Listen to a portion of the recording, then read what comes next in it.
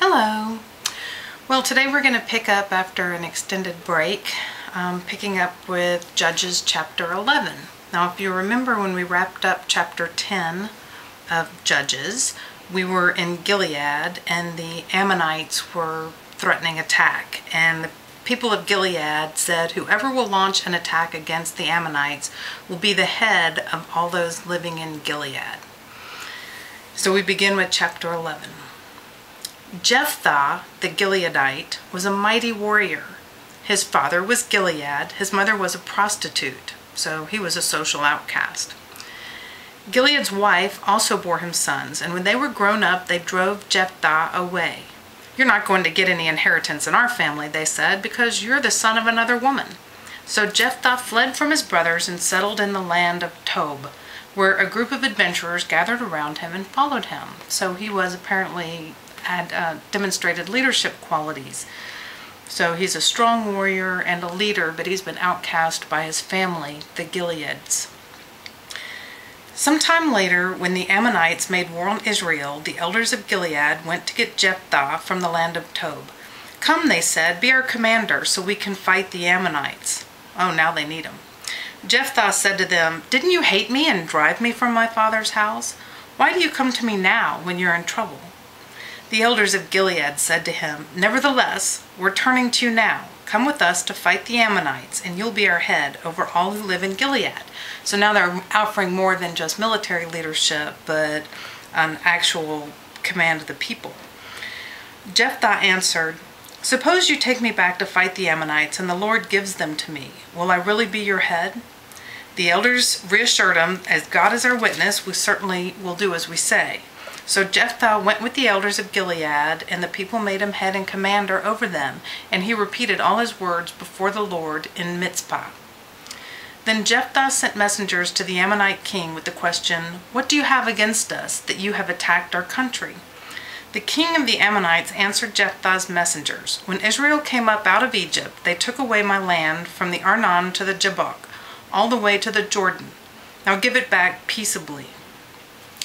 Jetha sends back a messenger with a long letter explaining some history of Israel about how they had wandered here and there. It lists all the towns they'd visited and where they'd stopped, where they'd tried to cross through foreign territory. And then he highlights that Israel sent messengers to Sihon, king of the Amorites, who ruled in Heshbon, and said to him, "Let us pass through your country to our own place."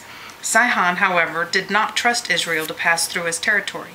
He mustered all his men and encamped at Jahaz and fought with Israel. Then the Lord, the God of Israel, gave Sihon and all his men into Israel's hands, and they defeated them.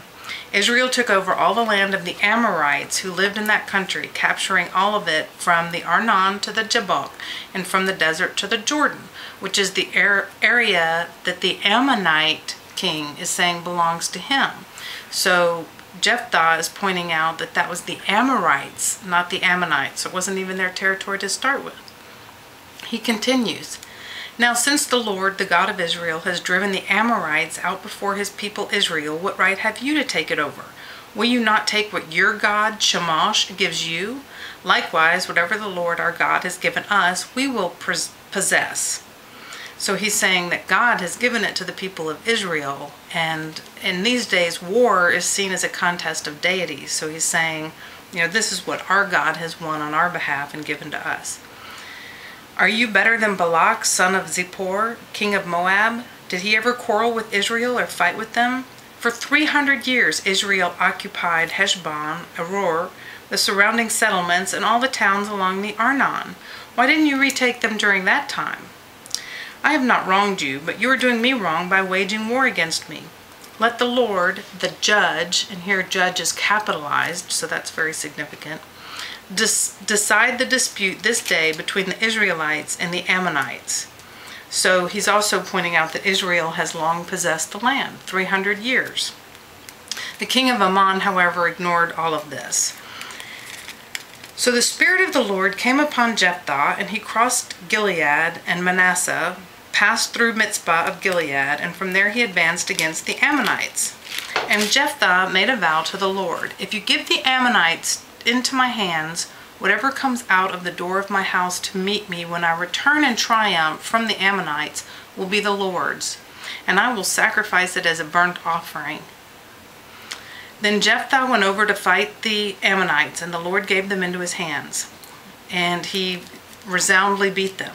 When Jephthah returned to his home in Mizpah, who should come out to meet him but his daughter, dancing to the sound of tambourines. She was an only child. Except for her, he had neither son nor daughter. When he saw her, he tore his clothes and cried, "Oh, my daughter, you have made me miserable and wretched because I've made a vow to the Lord that I cannot break." And in the final paragraphs, it explains how he did indeed follow up on his promise to God.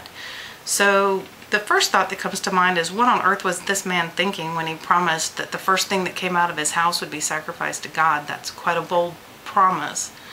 But how admirable that in the end, ultimately, he fulfilled his commitment to God, which is what we're all called to do. So my advice to myself and to everyone is, be careful what you promise God, but ultimately you should fulfill your commitments to God. Don't know what else to say about that, but that certainly is a tough lesson as presented here by Jephthah of the Israelites.